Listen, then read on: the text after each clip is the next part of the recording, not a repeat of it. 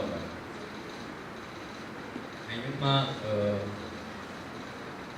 tugiye kureba inshingano z'abagize umuryango. Ntekereza ko urugo cyangwa se umuryango watangiwe n'Imana mu ngobyi ya Edeni. Abizi Imana niyo yashizeho urugo rwa mbere. Hanyuma impamvu Imana yashizeho urugo, yagira ngo mu rugo abantu bazafashirizwe mu bice bitatu: umwuka, ubugingo n'umubiri. Niyo mpamvu Imana yashizeho urugo.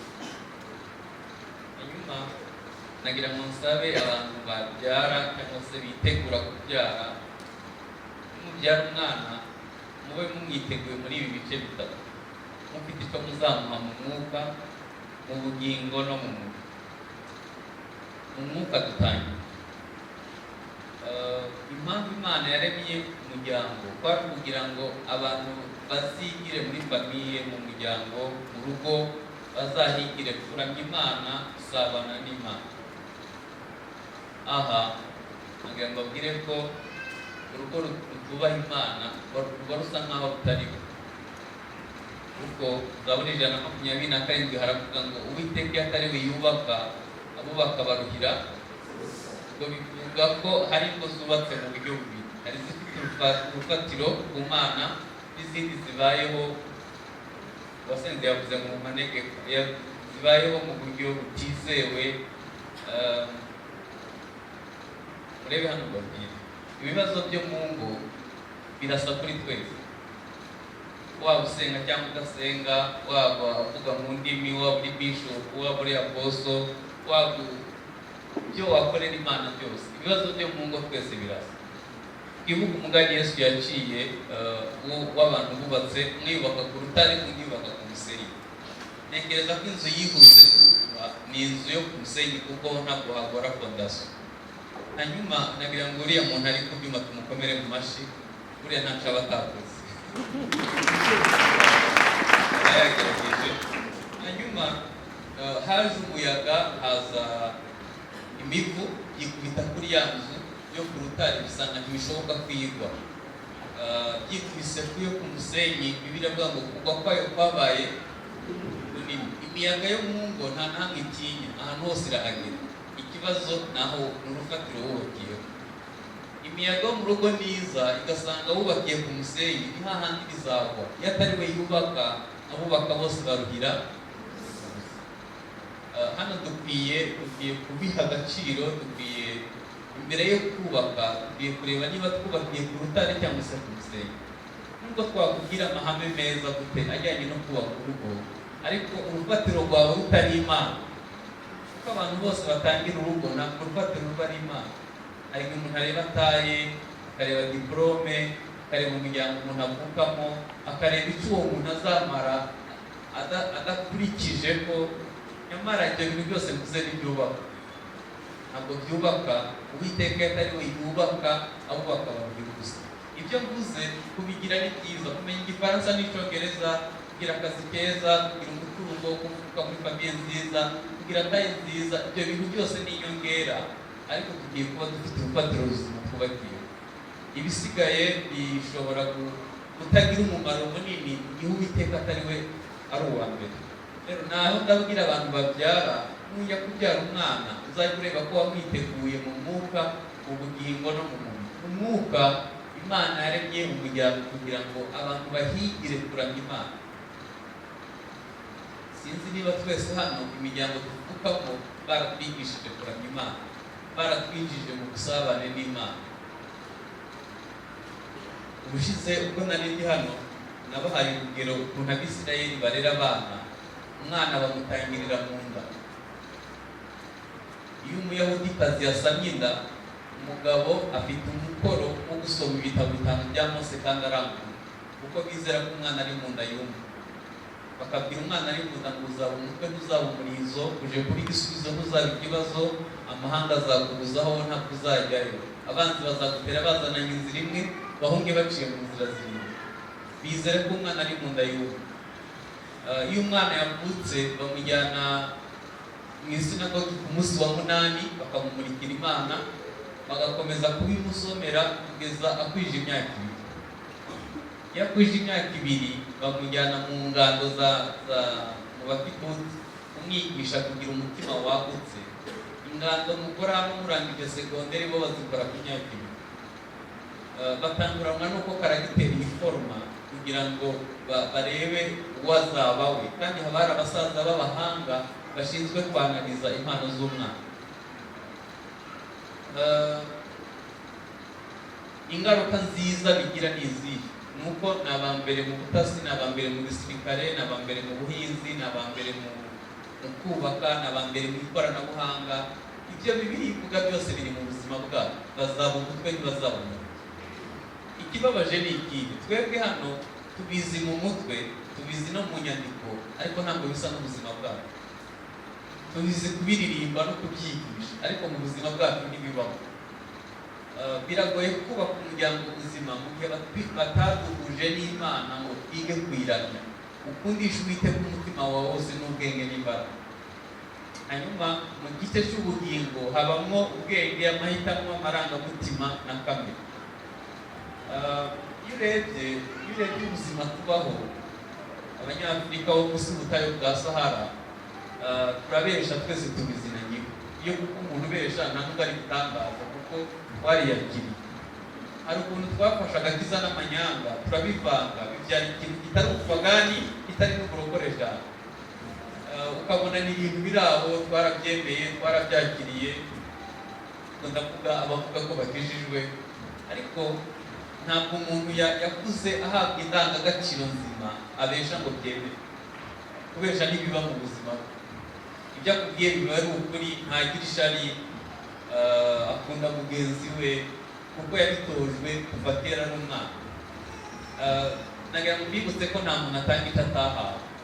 Iyo uteye inda, iyo ubyaye umwana ubesha we azagukuba 2. Iyo ubyaye umwana usambana azagukuba 2. Hano Bibiliya yatubwiye ngo umurongo wa 25, ariko aravuga ngo ariko ukiranirwa aziturwa nk'uko yakiraniwe, kuko ntihariho kurobanura urutoki. Imbuto yose uyu uzayisarura. Ikintu kibabaje ni ukuntu twifuza kubyara abana beza b'ingeso nziza kandi twebwe turi babi. Ntabwo bishoboka. Nakubwira ibintu nka 5 bigenda mu majene, mu maraso. Iyo ubyaye umwana usambana azagukuba 2. Iyo usambanye rimwe bizafata imyaka 1000 uwo muvumo uve mu muryango. Bizafata ibisekuru 10. Ni gute wifuza ko abana bazaba beza kandi wowe witwara nabi? Kubesha ni ibintu nababwiye ko twese ni ibintu twakiriye, tuzi ko ari ibintu bisanzwe. Nta n'umuntu ndabona bahagaritse mu rusengero ngo bamuhane kuko yabesha. Ariko kubesha bishobora gufata ibisekuru 6 ngo bive mu muryango. Aburahamu yabeshe ko Sara ari mushiki we, Rebeka, Isaka nawe ahitabesha ko Rebeka ari mushiki we, Yakobo ahitabesha ko Esawu yivugisha wa Esawu, Lewi nawe arabesha yica abaturage, abahungu ba Yakobo babesha ko Yosefu yapfuye bamugurishije muri Egiputa, Amunoni abesha ko yashaka gukinda Tamari. Byafashe ibisekuru 6. Iyo tubikora tuba twumva ari ibintu bisanzwe, ariko tuba tubiba imbuto izakurikira mu muryango. Kiretse iyo ukijijwe nabwo ugakizwa neza. Iyo umuntu ari muri Kristo wese aba ari icyaremwe, ibya kera biba bishize. Ariko ikibazo muri Kristo tuhaba kangahe? Fatira amasaha 28 mu busabane bwawe n'Imana bufata iminota ingahe?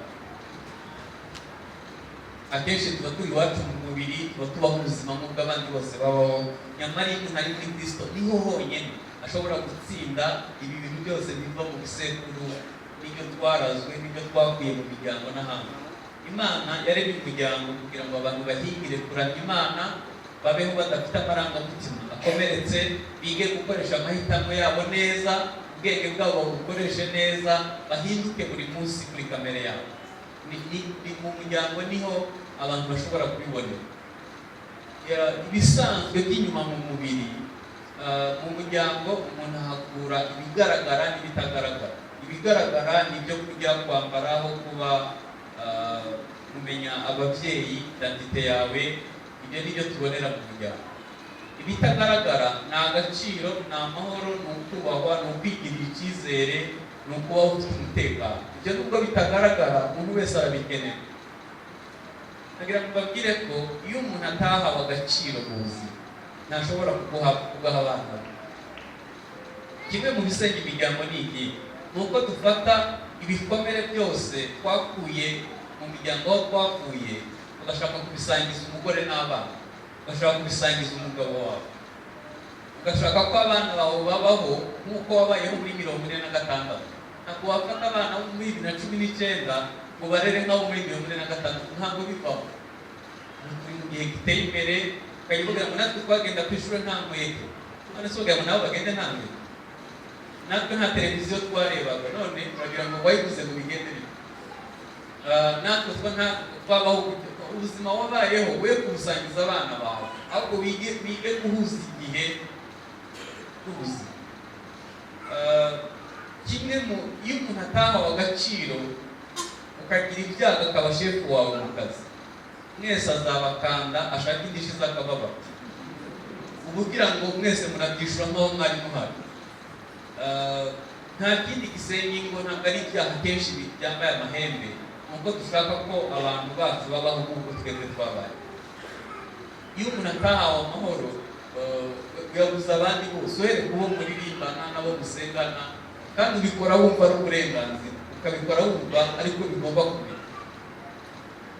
Ntabwo ariko bikwiye kumera, ahubwo ni uko ukwiye gusubira inyuma ugafata ibintu byose bitari byo wahuye nabyo mu miryango, ukabizanira Kristo Yesu akabikuruhura, hanyuma ukabaho mu muryango mu buryo bunejeje, uruhutse. Urugo ni ahantu ho kuruhukira, ariko nanone abantu benshi baruhira mu rugo kuko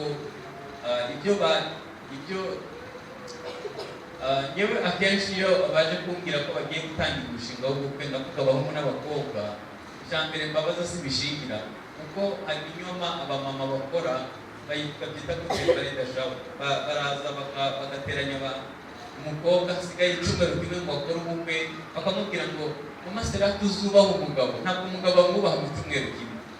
Kiriya gihe aba afite stress y'ibishingiranwa, atangiye kwibaza ukuntu azifotoza n'ukuntu azaba ahagaze, ntabwo aba yumva. Ibintu mutakubwiye kera afite imyaka mike 2, 3, 5, ntabwo muzabimubwira hasigaye ibyumweru 2, ntabwo bivaho. Abategura icyumweru cy'umuryango bazajya bita kuri abo bakiri bato, bizabafasha kuzavamo abagabo beza n'abagore beza igihe kizaza. Icya mbere rero babaza iyo baje kumbwira ko bagiye gutangira umushinga w'ubukwe, ntabwo ari ukumubaza ko afite ibishingiranwa.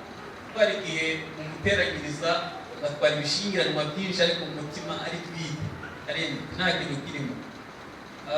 Ikintu kimwe mu bisenya ingo ni uko umuhungu agenda muri we harimo ubusa, n'umukobwa harimo ubusa, ibintu byose atabonye akaba abishaka ku mukobwa cyangwa se abishaka ku muhungu. Akaba yararebye filime z'impindi, akaba azi ko mu rugo ari ugukina impindi. Ni ukuri simbabesha. Kandi na pastori nawe hari igihe ababesha akababwira ati urugo ni ijuru rito, mumbwize ukuri. Abagezeyo mwasanze ari mu ijuru, singe wane. Urugo ntabwo ari ijuru, urugo ni ijuru rikorerwa, ntabwo ari ijuru rihita riza. Mwari muzi impamvu abasaza n'abakecuru bakundana? Nuko bigera igihe bakemerana, umuntu wese akarekura ingeso ze, undi akemera ingeso za mugenzi we. Kuba umwe ni urugendo rw'igihe kirekire, biza kugera hirya mwarabaye umwe, ariko ntabwo muba umwe ku munsi wo gushyingirwa. Twe tubashyiraho urufatiro tukavuga ngo nyine mubaye umwe, ariko birakorerwa, ni ibintu by'igihe kirekire. Rero ntabwo urugo ari ikintu barota, ahubwo urabikorera uzageza igihe uzabigeraho. Akenshi ingo ziri hagati y'umunsi umwe n'iminsi 5 n'imyaka 5 nizo zisenyuka kuruta izindi, kuko kwajista ingeso kugira ngo bigere igihe mwemere umuntu wese yemere ingeso za mugenzi we. Ntabwo biza uwo munsi, ntabwo muvukana, ntabwo mwabanye. Reka nkubwize ukuri, nubwo mwaba mwarabanye, n'uwagukorera fotokopi yawe nayo mwagirana amakimbirane. ntabwo mwabana ngo byemere. Niyo mpamvu kubaho n'urugendo, guhinduka n'urugendo. Gusa iyo umuntu ari muri Kristo Yesu aroroha. Hanyuma mu nshingano nashaka kuvuga muri uru rugo rumeze rutya, reka ngaruke ku bahungu n'abakobwa bitegura gushinga ingo. Hari igihe umuntu abaho atarateguye muri bya bice bitatu: mu mwuka, mu bugingo no mu mubiri.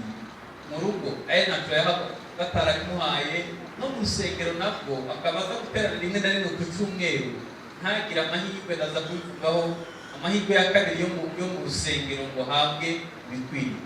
Hanyuma irari ryamurembya cyangwa se bamubwira ko akuze agahita ashaka gushinga urugo. Ntekereza ko bitari byo, kuko urugo ntabwo ari imibonano mpuzabitsina. Urugo ntabwo ari ahantu ho kuruhukira gusa, ahubwo bisaba no gukora cyane kugira ngo abana bazavuka bazavukire mu rugo rurimo ibikwiriye byose, ndavuga mu mwuka, mu bugingo no mu mubiri. Nyanekereza umusore utungwa n'igihumbi nabwo kubw'imbabazi z'Imana, hanyuma agahita yumva ashaka gushinga urugo. Yagerayo bagahita bamubaza ay'ibishingwe, n'ay'umutekano, n'aya mituweli, n'ubukode bw'inzu, n'amakara bayakoresha.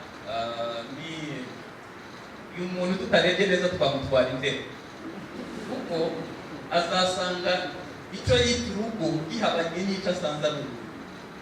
Iki gihe rero bisaba imbaraga nyinshi, kuko nyine urabisaba. Hano nagira ngo mvuge ku nshingano z'abo mu rugo, niko twasomye hano mu Bakolosayi. Reka mbere ku bagabo. Umugabo agomba kuzuza ibintu 5 kugira ngo abe umugabo ushobora kubaka urugo rwiza. Icya mbere, agomba kwitegura ko azatanga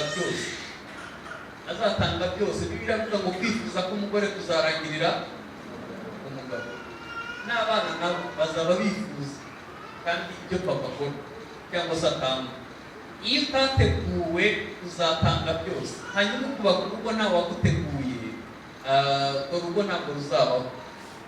Papa agomba kuba atanga byose. Simvuze ngo uzakora ubukwe ufite byose, ahubwo ugomba kuba warateguwe ko ari wowe mutwe w'urugo. Ugomba gukontorora ibintu byinshi birenze nka 12, kandi ugomba kuzuza byose nyine. Iyo bavuze ngo umugabo ni umutwe, agomba kuba yiteguye gutanga byose. Niho navuze ko iyo babikubajije utarateguwe ko uzabitanga, akenshi inshingano bihita tuzisunikira abadamu. Kandi umudamu kuko atateguwe nyine ko ari uzatanga byose, iyo inshingano zimusunikiyeho birangira bimuremereye, amarangamutima y'akaremerwa, akitwara ukuntu kutari. Niyo mpamvu uzabona bamwe batemberotse umujinya, bahora bavuga nabi, bitwara nabi, kuko ntawigeze abategura, nyine bahawe inshingano zitari izabo. Icya kabiri, ku mugabo agomba kuba yiteguye kuba papa ni ikintu gikomeye. Mfite abana 2 b'abahungu, hanyuma 2011 natangiye umurimo w'ivugabutumwa rikoreshejwe itangazamakuru. Abana barambura, namaraga amasaha menshi.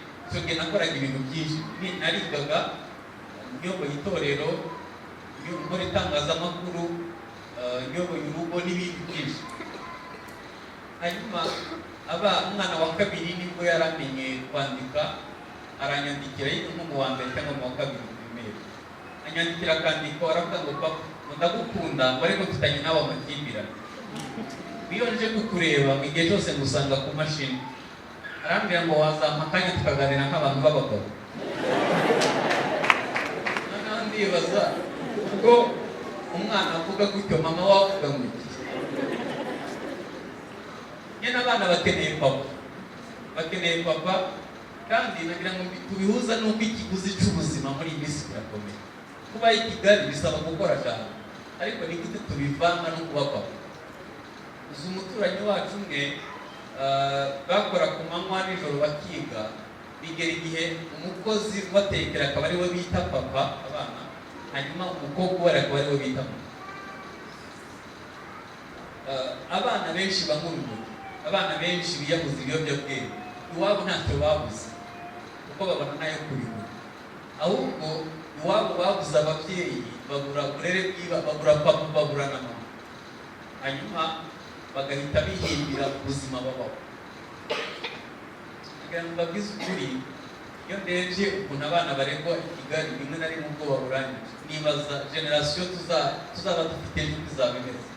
Umuntu yakira umukozi atazi se, atazi nyina, atazi uburere yahawe, akamwakira nimugoroba, mu gitondo agahita amusigira umwana akajya gushaka ubuzima, yamuvumburana amakosa agahita amwirukana. Mu kwezi umwana akaregwa n'abakozi batanu, buriya azagira ubuhe burere?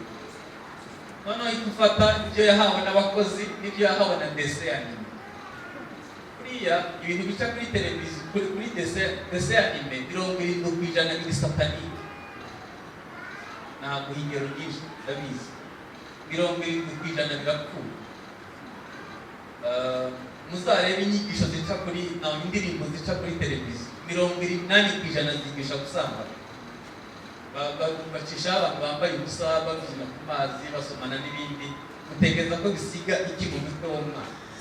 Noneho uhita ufata ibyo yahawe n'abakozi n'ibyo yahawe na televiziyo n'ibyo yahawe n'abandi bana b'utubandi bigana, utekereze ko bizamugirira. Ako kuvangirwa mu mutwe bizamuremamo ikindi kintu kitari umuntu muzima. Niyo mpamvu bakurana ubuvandi mbere y'uko mwe mushobora kubiteka. Rero papa agomba kuba atanga byose, agomba kuba ari papa. Hanyuma icya gatatu, agomba kuba umurinzi. Imana yahaye inshingano Adamu yo guhingira ingobyi no kuyirinda. Muzasome neza Bibiliya, ntabwo Adamu yagize esheke mu guhinga, yagize esheke mu kurinda. Gushaka umuceri turabizi, gushaka abagabo hari ukuntu dutekereza amaporoje manini, iyo wubatse inzu, iyo waguze imodoka, iyo watanze minerivare y'abana, uba wumva wabishoboye. Ariko tutamenya kurinda amarangamutima yabo mu rugo, bazagupfana kandi warahashe, bazagupfana kandi waraguze imyenda, bazagupfana kandi warubatse inzu. Hano hirya hari ishyirahamwe ry'abantu bitwa abapfubuzi. Ni abantu bajya ibyo warushye kuko bazi kuvuga neza, bafite umwanya wo kugira mudamu ko yambaye neza, ko aseka neza, ko akenshi birangira ari uko bigenze kubera abantu batamenye ko bagomba kuba abarinzi b'amarangamutima. Hanyuma icya kane, papa agomba kuba umuhanuzi, agomba kuba umuhanuzi wawe ku rugo. Abantu benshi muri mwe ndabizi ko mufite ingingo mwanga ku mubiri wanyu kubera ko bababwiye ko mutari beza. Iyo bakubwiye ngo mu kanwa kawe ni heza, si heza, yose nsubira ngo kaburangije. Iyo bakubwiye ko mu kanwa kawe hatari heza, iyo bakubwiye ko ibirenge byawe bitari byiza, uhora wambaye ferme uri umukobwa kuva ku wa mbere kugera ku cyumweru, kuko uzi ko ibirenge byawe bitari byiza. Iyo bakubwiye ko utuguru twawe tumeze nk'uduti, uhora wambaye ikijipo gikubura bitari uburokore, ushaka guhisha uduti twawe. Nanone iyo bakubwiye ngo amaguru ni meza, hari abantu bazi ko mu maso hatari heza ariko amaguru yo ari sawa, ahora azamura buri munsi. Nk'ubwo iyo bakubwiye ko mu kanwa ari heza, useka n'ibidasekeje, kuko uzi ko mu kanwa nyine ari heza. Hari abantu biranga, bafite ingingo banga ku mubiri wabo kubera amagambo babwiwe n'iwabo. Ukwiye kuba umuhanuzi kandi uhanura ibyiza. Papa agomba kuba profeti. Ni iki uganiriza abana bawe? Ni iki ubabwira? Umuhungu wanjye wa kabiri mu by'ukuri ni gato yiga mu wa kabiri segonderi. Iyo kaje mu rugo karafungura ibishoboka byose, kuko baramubwira ngo nkawe waje gute muri segonderi. Umuntu ubona muto byakugendekeye agira igikomere cy'uko ari mutoya. Hari abandi bafite igikomere cy'uko ari banini, hari abandi bafite igikomere ko ari bagufi, hari abandi bafite ibikomere bitandukanye. Muzarebe abakobwa bagufi bose bambaye inkweto ndende, kandi ni ukurota ukanuye nta n'isantimetero uba wiyongereye, ariko gahora wimanitse. Inkweto ndende zica amagufa, ku bantu bajya mu mihango byo biba ari danje cyane, amagufa yabo adakomeye cyane, ariko agahora yimanitse akaba deforme kubera igikomere cy'uko ari mubi. Biraterwa n'ibyo bakubwiye.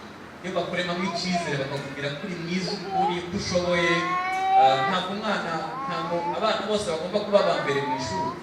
Kuba ataje yabaye uwa mbere bigatuma umubwira nabi, umuciye intege z'urugo. Reka mbawuke, ikaramu igura amafaranga 100. Ushobora guha umwana ikaramu ikinjirana n'igikomere cy'ubuzima bwose, ukambwira ngo ati uzayitemo ko atayizima. Ariko ushobora kumwicaza ukabwira ngo mwana wanjye ndagukunda, uzi ubwenge, nakuguriye ikaramu kandi nzi ko ufite ubushobozi bwo kuyirinda, uzayirinda. Yinjiranye n'urukundo, indi yinjiranye n'igikomere. Ntekereza ko dukwiye kuba abarinzi, tukamenya n'ibyo twatura ku bana bacu. Hanyuma icyanyuma ku bagabo, abagabo bagomba kuba ba pasiteri, ubwo nibo bashinzwe iby'umwuka mu rugo. Hari abantu bagira imana mu rusengero ariko iwabo nta mana ihaba, badashobora gusengera hamwe, badashobora kuganira, nta nama y'umuryango ihaba. Ariko umenye ko ariwe ushinzwe iby'umwuka mu rugo. Umugabo, nagira mubwire abagabo bari hano, abagabo haleluya. Hirya y'uko turi abagabo hari undi mugabo mukuru. Dawidi yamenye ko ari umwungeri w'intama, ariko amenya ko nawe ari intama. Aravuga ngo Uwiteka ni wo mwungeri wanjye, ntacyo nakeneye. Nagira mubwibutse ko hirya y'uko uri umugabo hari undi mugabo ukwiye kubaha, ukwiye gukuraho amabwiriza usangiza abagize urugo. Nuyobora mu bwenge gusa bizagupfana kuko isi, umuryango ufite ibibazo byinshi. Hanyuma tukiri ku bagabo, abagabo Bibiliya batega iki kintu kimwe, gukunda. Niko ijambo mu maze y'icumwe bivuga, amazi nubwo yaba menshi ntiyazimya urukundo. Hano nahava amatinda ariko amasimbuke. Abagabo b'Abanyafurika turikunda, ntabwo dukunda nabo tubaho. Uzahagarara ahantu ucunge abagabo, uzasanga isaha nziza yambaye umugabo, urukweto rwiza rw'umugabo, kositime nziza y'umugabo, imodoka nziza y'umugabo. Umugabo w'Umunyafurika asohokana ibihumbi 50 mu mufuka, mu rugo yahasize 5 kandi hari abantu 8. Agataha 50 ntawe ujeje kumubaza raporo yabo. Hanyuma 5 agashaka ko havamo inyama n'icayi c'amata n'ifiriti, ibintu byose mu bihumbi 5 kandi hari abantu 8. Ko ukikunda gukabije. Abenshi muri mwe mufite telefone zijyamo simukadi ebyiri, ntabwo yigira abura amafaranga n'amamega ya internet, kandi umwana wawe inkweto zirahenga, gusa urukundo ruri. Ayo ukoresha muri telefone yagize bije y'umwana wawe, mbega umwana yababayeho neza. Kuko ntukikunda gukabije.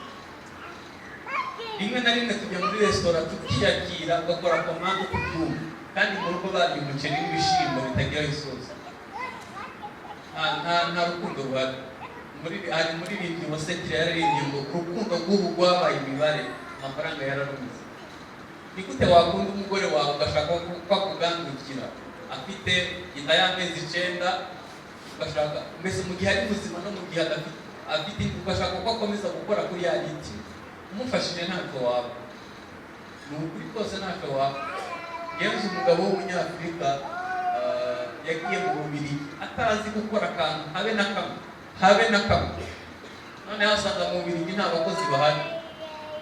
Agezeyo inshuti ze ziza kumwakira ku kibuga, bari bamuhaniye nibo yuzuye, basimusiga barigendera. Inzara iramujya umunsi wa mbere, uwa kabiri, uwa gatatu, ibiryo byuzuye firigo.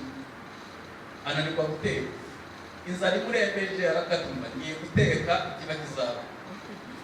Acana ku iziniye, ashiraho amavuta, ahata ibirayi nabi kuko bwari bwo bwa mbere bihaza. Namwe urumva uko yabihaza. Arangije ashira intoke mu mavuta ngo yumve ko yashushe. Yawateza ifiriti kabisa. Yampamagaye yakuye kwa muganga, intoke zose zihamye. Twahinduye imyumvire. Igihe gihinduka turi mu Rwanda ruri ku muvuduko, twahinduye imyumvire. Kuko ntacyo waba. Abantu babyara, kuko umudamu yabyaye umugabo atazi gukora ikintu na kimwe. Imyenda y'imbere akayambara yose akayirangiza, akajya kugura indi adashobora kwimesa. Amategeko ariho arimo rivuga ko umuntu agomba gukorera byibuze 1,300 ku munsi. Igihe cya kera twagenderaho umuntu yakorera amafaranga 100. ejo bundi bazadushiraho amategeko adatuma dutunga abakozi. Niba utaritoje gukora bizakugora. Mu rukundo ibintu byose biroroha, abantu bakwihanganira byose, rurenzaho muri byose, rutekereza ikibi ku bandi. Hanyuma abadamu Bibiliya bategeka kugandura, kandi nk'uko tugandukira Kristo. Abadamu gusa, haleluya. Iyo bivuze ngo nk'uko tugandukira Kristo, ndanumva ngize ubwoba, kuko ibintu byose itorero ribikora mu nyungu za Kristo. Kuririmba ku nyungu za Kristo, yitatu mwayivuze ku nyungu za Kristo, ibyuma mwayivuze mu nyungu za Kristo, guterana mu nyungu za Kristo, ibintu byose biri mu nyungu za Kristo. None abadamu bari hano bakora mu nyungu z'abagabo. Niba udakora mu nyungu z'umugabo, wagiye hirya y'umurongo. Nk'uko itorero rigandukira Kristo, niko abagore bakwiye kugandukira abagabo babo. Hari igihe mpagara nko ku muhanda nkareba ukuntu abantu bambaye nkibaza, burya mudamu yambaye mu nyungu zanyu. Buriya ukuntu yambaye mu nyungu zanyu. Ibintu byose ukora ukwiye kubikora mu nyungu z'umugabo, kugira ngo Kristo yubahwe n'umugabo wawe nawe yubahwe. N'uburyo usubiza, n'uburyo useka, n'uburyo uhoberana, n'uburyo ukunda abantu, byose bikwiye kuba mu nyungu z'umugabo. Hanyuma Migani 14 umurongo wa mbere haravuga ngo umugore w'umutima wese yubaka urugo. Ubwo bivuze ko umugore ni umutima w'urugo, babyita ba mutima w'urugo. Umutima ukora ibintu bibiri, wakira amaraso mabi ukayahindura meza. Ndabwira abagiye gushaka n'abashatse bari hano, umwe mu muhamagaro w'umudamu mu rugo ni uguhindura ikibi cyiza. Guhindura ikibi cyiza ubwo bivuze ko ndamutse mpagaze hano nkakubwira ko mu rugo uzakira ibintu byiza gusa nabamubeshya. Uzakira umugabo yasetse n'igihe yarakaye, uzamwakira yahombye, n'igihe yungutse uzamwakira hirya byamucanze, n'igihe atasha anezerewe. Ariko inshingano yawe ni uguhindura ikibi. Mundebere umutima ugize agatoboro gatuma uvanga amaraso mabi na meza, umuntu yabaho? None ko tubivanga buri munsi bigakura. Buri munsi hari igihe tubivanga, kandi bashaka ko urugo rukomeza wabivanga. Hanyuma guhindura ikibi cyiza birashoboka. Ujye ufata ibyo bibi byose ubijyane kuri Yesu, umubwire ngo ibi simbyumva, ibi simbishoboye, nk'imbaraga zo guhindura ikibi cyiza. Tuba turavuga inshingano z'abagize umuryango. Hanyuma abana, Bibiliya bategeka kubaha abantu b'abajene bari hano. Yesu ashimwe. Mwibuke ko amategeko 10 agabanyije mu bice bibiri. Amategeko 5 ya mbere areba umubano w'umuntu n'Imana. Amategeko ya kabiri areba abantu n'abandi. Natangajwe n'ukuntu itegeko rivuga ngo wubahe so na nyoko riri mu mategeko areba umuntu n'Imana. Kubera ababyeyi n'abafatanya bikorwa n'Imana mu kurema umuntu. Hanyuma n'iryo tegeko ryonyine rifite isezerano rivuga ngo wubahe so na nyoko kugira ngo uramire. Abajene b'uyu munsi bizabagora kurama kuko ntibubaha. Ntabwo bubaha, ntabwo bazarama. Niyo mpamvu bari ibiyobyabwenge byica benshi, ubusinzi n'ibindi byinshi. Kera impamvu abantu mu muryango babaga bakomeye ni uko umuntu yabaga afite abantu bashobora kumwicaza akamubwira ngo ibyo ukora ni bibi, uko witwara ni bibi. Hano nagira ngo nsabe abantu b'imfubyi badafite ababyeyi ntibanyumve nabi. Ntabwo umuryango nubwo waba wibana muri ghetto, ufite undi muryango wa kabiri witwa itorero. Muri Kristo Yesu tubona undi muryango usimbura indi miryango twabuze. Uramutse hano wakira ibivugirwa hano, ukaba ufite abashumba wigira ku birenge, ukitwara neza nk'uko Bibiliya ivuga, waba ufite amahirwe yose yo kuzarama no kuzabaho neza. Ariko rimwe na rimwe mu rusengero tubafata nka aderese gusa, ahantu turuhukira turaza kubirebaho. Ndaza kubigereka kuri ibi gusa. Mwubahe ababyeyi kugira ngo muramire igihugu. ntabwo ufite umwanya wo kuvuga imikurire y'abana, ariko reka nihute. Kuva ku myaka 10 kuzamura abana baba batangiye roberiyo, kwigomeka. Niyo mpamvu ubona ahita atangira kwambara pocket kuko yarebye televiziyo akabona umusitari ubyambara, agahita yita Ronaldinho, akitwa Jay Polly, akitwa n'andi mazina nk'abera y'abasitari bagezweho, kuko aba afite roberiyo. Imisemburo iriho irakora cyane, adolescence iba yatangiye, abayumva abantu bose batazi ubwenge ari we azi ubwenge, abakobwa batangiye kubona ko aribo beza kuruta abandi. Ni icyo gihe kibi ku rubyiruko. Hanyuma iyo adafite umuntu umubwira ngo tuza, genda buhoro, muri adolescence bakoreramo amakosa menshi atabari.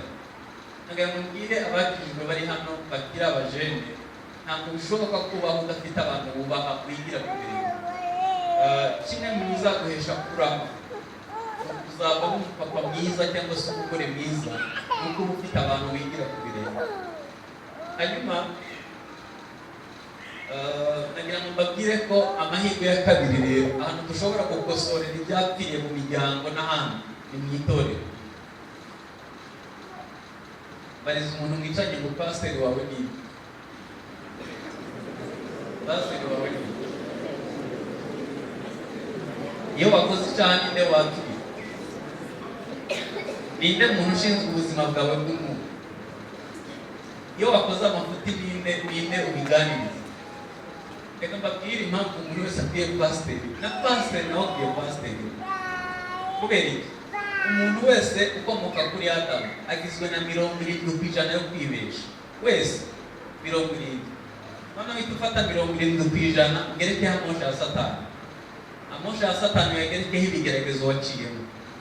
Ibigeragezo bigerekeho ibikomere wahuye nabyo. Ibikomere ubigerekeho ubumenyi buke mu ijambo ry'Imana. Buri usigaye ubikanga. Niyo uko wambwira ko wihanye. Abaroma 15:2 haravuga ngo umuntu wese anezeze mugenzi we, amubere inyunganizi, amukomeze. Kimwe mu bibazo dufite muri iki gihugu mu matorero ni uko umuntu avuka akire. Ubu leta yarabihagaritse, ariko kare umuntu yarakizwe uyu munsi, hanyuma agahita ajya gusengera akanyarira, kuzabonwa bamutabare, Nyamakara, mu Rusesimanza, kuri Rezo, gabanya ifiriti na hahandi hose musengera.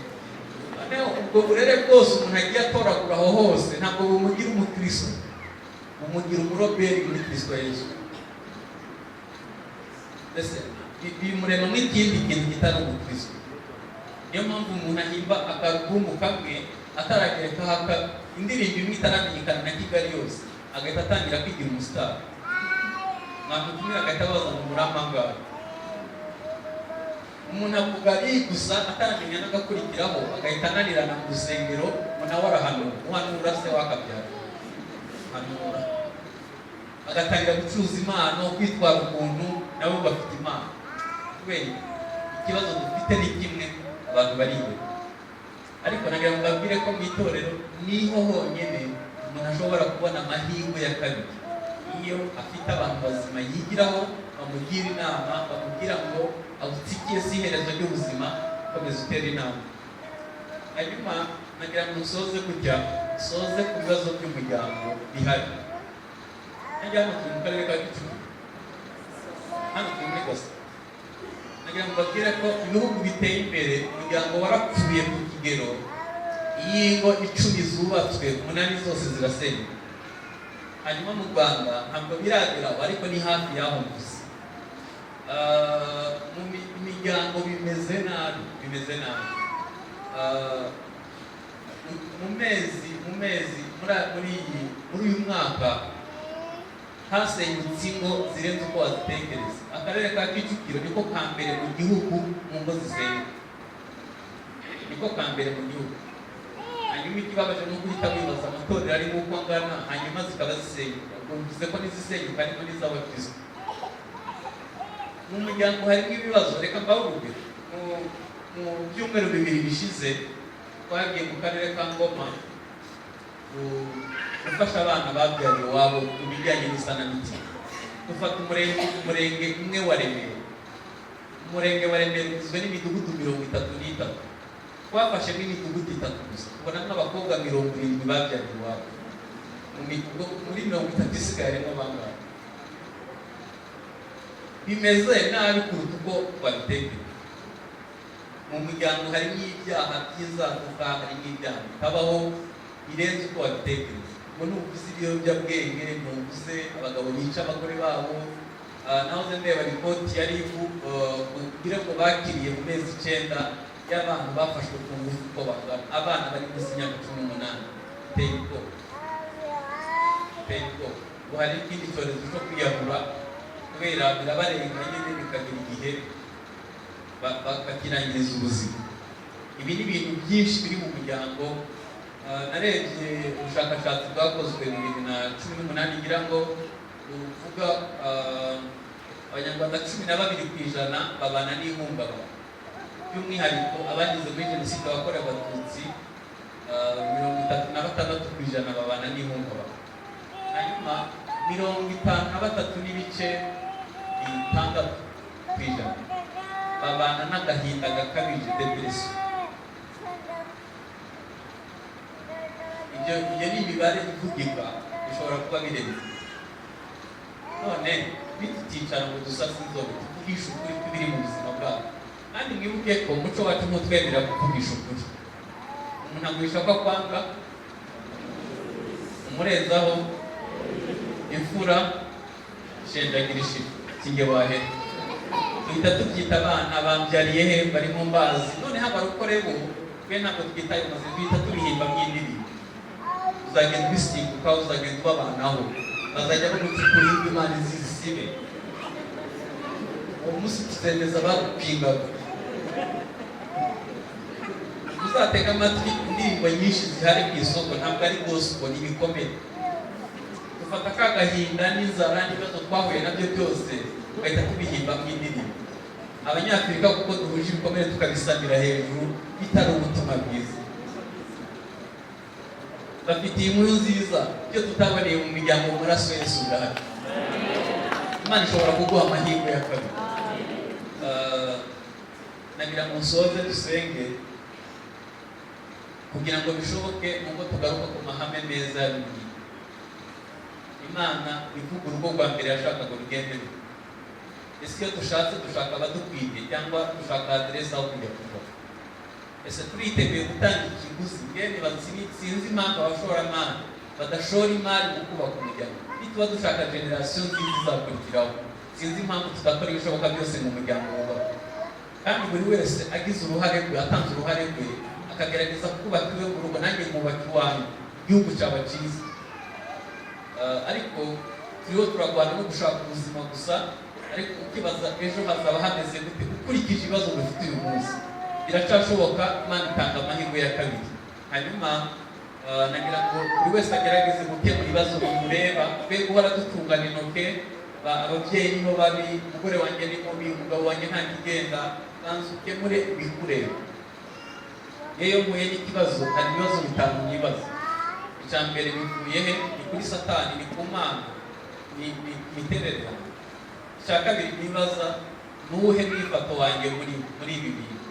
Nifashe nk'umukristo. Icya gatatu, iyo ngeragejwe nibaza, ni ukwibaza ngo ibi bisize binyigishije. Aya makosa nkoze sinzayakora ubutaha. Hanyuma ikindi ntegereza ni ukwibaza ngo bizamarira abandi. Nagira ngo dusenge, twunamishe amaso dusenge. Birashoboka ko ushaka kwakira Yesu nk'umwami n'umukiza, cyangwa se wacitse intege, cyangwa se wabuze urukundo hagati y'ibiti bene data, uje no gusengera urarubura. Ariko nagira ngo mubwire ko nta muntu n'umwe ufite impamvu yatuma akora icyaha, ahubwo wabuze imbaraga. Tugiye gusenga, usaba Imana imbaraga zagufasha gukomera no guhagarara neza mu gihe kimeze gutya. Uramutse uhari wifuza ko dusengana, uhaguruke umwanya wawe dusenge. Wifuza ko dusengana, uhaguruke umwanya wawe ufatanye gusenga. Ube umunyakuri imbere y'Imana. Ndabizi ko ukunda Imana, ahubwo ubwiye imbaraga zagufasha. Reka dusenge. Data mu izina rya Yesu, kuri aya manywa tugukiriye bugufi kandi tukubwije ukuri ku buzima bwawe. wifuza ko umuryango ubaho neza, kandi turagushimiye ko twabonye umuryango mwiza witwa itorero, aho dushobora kubonera amahirwe tutabonye mu miryango. Amaraso yawe ntabweze ho gukiranirwa, imyitwarire yacu mwami ntabwo yatuma izina ryawe ryubahwa. Twakiraniwe muri byinshi, ariko imbabazi zawe zifite intege nke zacu. Amaraso yawe niyo azi iteraniro, kuko ari ikintu gisha mu mibereho yacu. Tuhe guhagarara ahakwiriye, ushoboze gukora ibikwiriye, ushoboze kuba abanyarwanda bubaha izina ryawe, bubaka igisekuru cyiza n'igihe kizaza. Urakoze, imbaraga zawe zibane na buri wese, mu izina rya Yesu, amen.